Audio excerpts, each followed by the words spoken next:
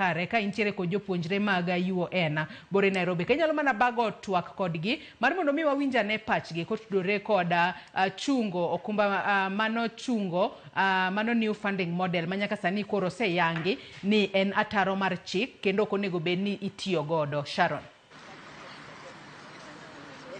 Erokamano inya Joyce Oduor, abiro ni achiel kachiel kantiere e olalo mano ma Nairobi University. Odiochieng' manyoro nwang'e ni doho nogolo chik mano ne migawo mar somo mar mondo mi ochung chenro mano mar dhi nyime gi siro somb jopuonjre e mbalariany midendo kaka New University kata midendo kaka University Funding Model.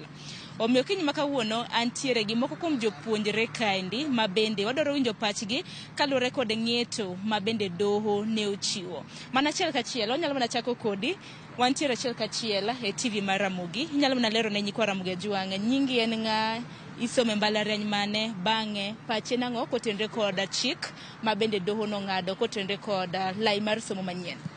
An nyinga en Fidel Ongoya e mbalariany mar Nairobi University to atimo course mar chik to ka lure gi ruling mane doho golo kuom the new funding model wan wamor kode nikech gisani the new funding model okelo challenges mang'eny. Ineno kaka an achulo fees mar 1.2 million ma kopoge tiyudo higa achiel achulo approximately 260,000.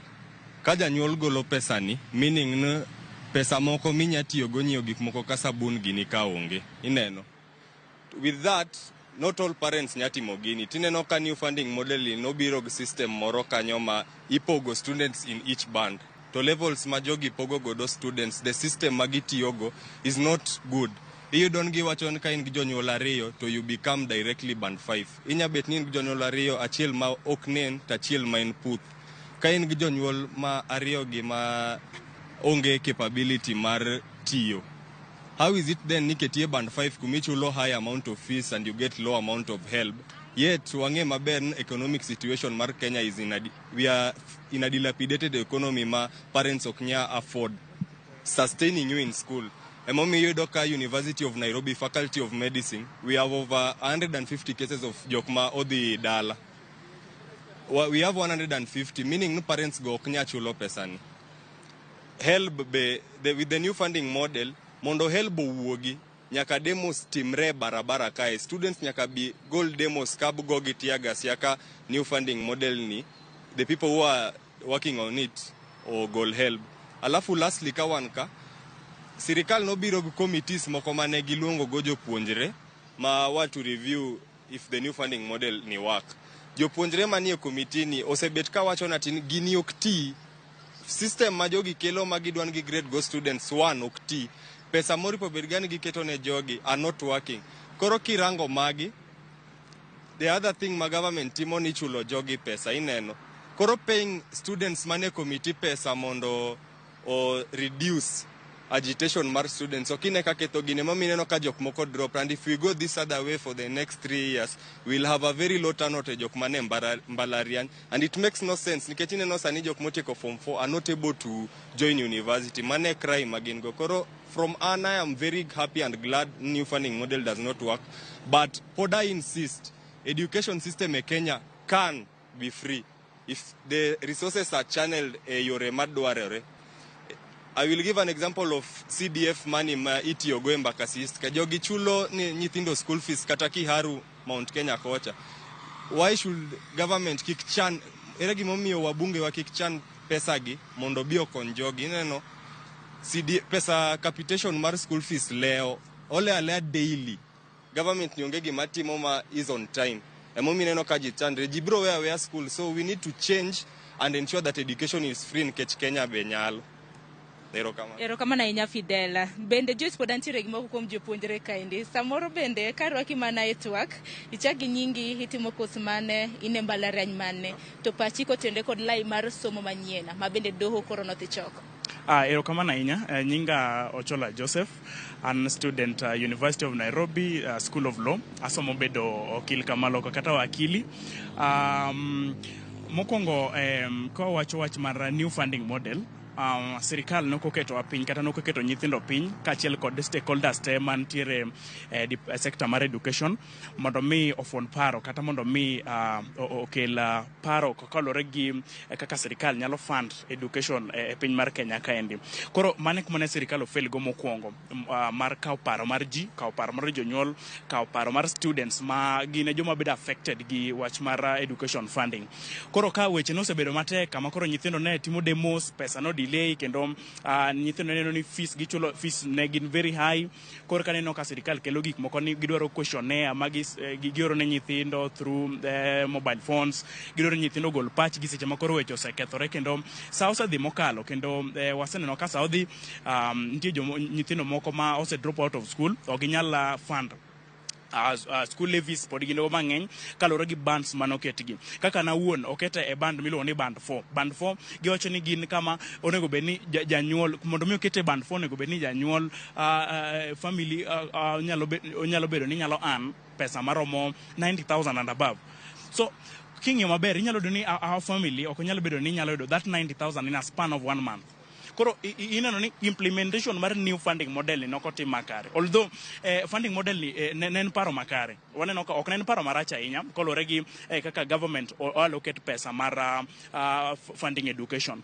But kaka ne gi place students e gik miluongo ni bands mane gikelo gi ok ne gin e yore makare. Yudo ka ne giwacho no ni ng'ama ikete band 5 en ng'atno endo ma family ne nyalo loso a total of 120,000 per month. Lakini koro kineno ka ng'ato nyathi ma wuon gi en Chakol Bana iketo e band 5. Mano nyiso ni weche noko bedo makare seche mane iketo e tim paro mar funding education endi. Koro wago manero kamano ni court system marwa, the legal team mano obedo in the front line mondo mi o make sure ni funding model no bedo scrapped kendo wabedo gi funding model moro machielo manyalo konyo pinywa mar Kenya kae. Gima chielo kolore gi new funding model no ende en ya jogo eko ma ni gine stakeholders mar neno ni funds ochopo in our schools, capitations ochopo, the help itself ochopo ne students. Onego competency margi waneno ka ni very low kalore weche magi ma corruption, weche ng'eny seriously. Koro gin bendo nego gibed gi read nat matin kendo gibed jomotegno mondo mi ne weche mag funding mag education ochopo kare kaka dwarore. Ero kama na inya bende Joyce kodhi nyime antere gi nyadendi moro ka bende abro bedo ka winjo pachi bende winjo ne pachi nyadendi ma bende somo e mbalariany mano ma Nairobi. Bende chak gi nyingi nyalo mana nyiso ni nitiere hiki maradi gi kos mitimo bang'e hichunwa paro kotende kod lai manyiena mano mar somo. Ero kama na inya an gi nyinga iluonga ni Rispatieno Uma. An japuonjre ma somo e mbalariany ma Nairobi. Ani kama okuongo mar somo kendo atiegra somo okil. Kuom wach adier, funding model manyien ni